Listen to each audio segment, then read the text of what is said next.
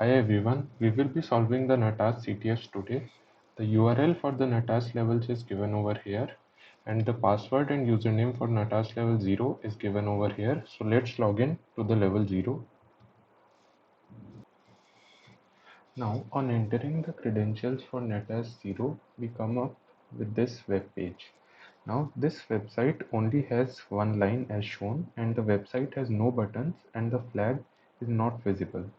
We try to view the source code of the website. The source code is the underlying markup language used to create the web page, and it contains information about the page's layout, content, and functionality. This code is loaded into your browser whenever you wish to visit any website, and the browser then shows the web page by translating the source code.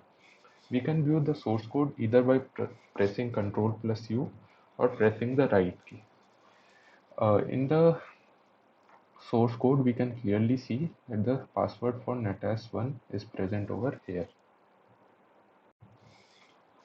Now, after logging onto the Natas1 level, from the password found in the page source of Natas0, we come up with this web page. This web page again doesn't have any information clearly visible to us, and the right click has also been blocked, as you can see the pop-up. Now let's view the page source again with the help of Ctrl plus U. Now in the page source we can see that the password for Natas2 is clearly written.